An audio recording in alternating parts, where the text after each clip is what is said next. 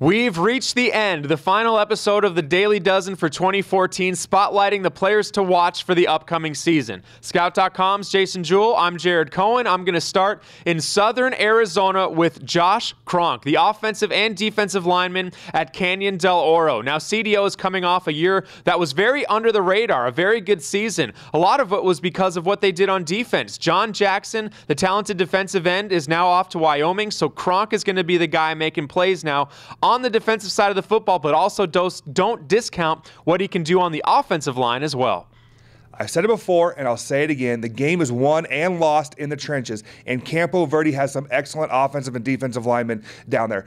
We've talked about Fenton Conley. I'm going to move over to the offensive side of the ball. Colton Johns, a big offensive tackle. He's 6'5", 270 pounds. Their other tackle, DJ Cower, also an excellent prospect, but I like what these guys, I like their ability, and I like Campo Verde's chances next year.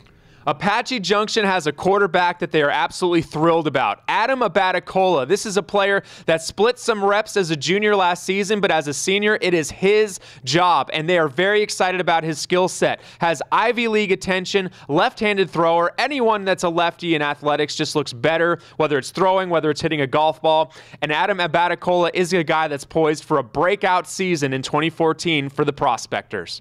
I'm going up north, and I'm going to talk about a player at Prescott High, a guy I absolutely love, Skylar Clinton. He plays Wildcat quarterback, he plays tight end, he plays running back, plays wide receiver, plays outside backer. He just does it all. He's 6'2", weighs over 200 pounds, a good college prospect, and I think he's going to be an outside linebacker at the next level. Sunrise Mountain is very excited about their young quarterback, Chase Cord, that's coming up the ranks. Well, you've got to be able to protect him, and Jacob Leonard is the guy that will be on his blind side this season. Stands 6'4", 285. He is a monster and a very important piece for the Mustangs this season.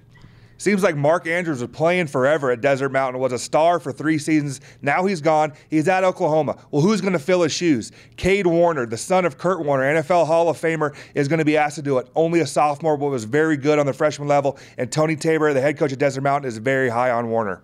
Jacob Gallagher, the offensive lineman at Notre Dame Prep, is another player like Jacob Leonard, a very important piece on the offensive line for the Saints. He picked up an offer over the offseason from the University of Mary, stands 6'4", 260 pounds. Notre Dame Prep has a very talented guy in Jacob Gallagher.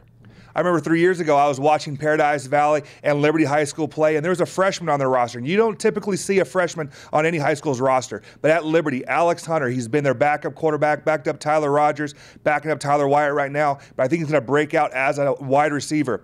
It didn't have great numbers last season, but he's big and he's physical, and I expect him to be their go-to guy on offense this season. When Austin Nightingale went down for Perry last season with his knee injury, they needed someone to step up in a hurry, and the guy that did that was Alec Monty. He's also a defensive back, but ended up, because of the job that he did playing on both sides of the ball, was named the section's two-way player of the year. And with those schools like Hamilton, Chandler, Basha involved, a kid from Perry really doing a great job, doing everything that he was asked for his team last season, and Monty looks to play another big role for the Pumas this year.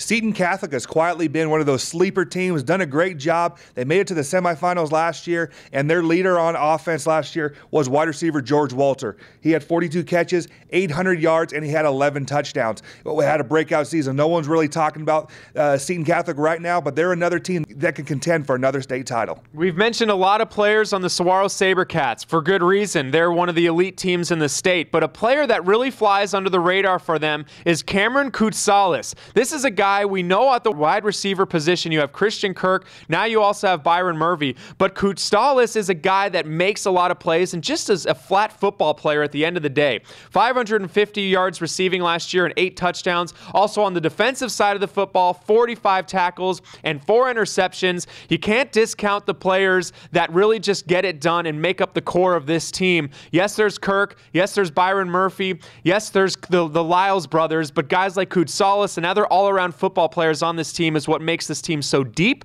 and so talented. The last player that we're going to spotlight, and how fitting, it's an offensive lineman, Aaron Blackwell at Liberty High School. A very good football player, very, very physical, plays right guard for them, going to start on both sides of the ball as a defensive tackle, has offers from the University of Mary and the University of San Diego.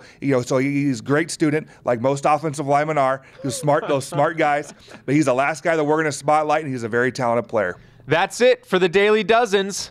We have gotten you ready now for the high school football season. Let's now go and play the games, and Jason and I will continue to bring you the recruiting roundups throughout the season, the latest in high school football recruiting, and also bring you and spotlight some of the players that just get it done on the field as well throughout the year. Again, that's Jason Jewell. I'm Jared Cohen. We finally wrap up the Daily Dozens for 2014 on Sports360AZ.com.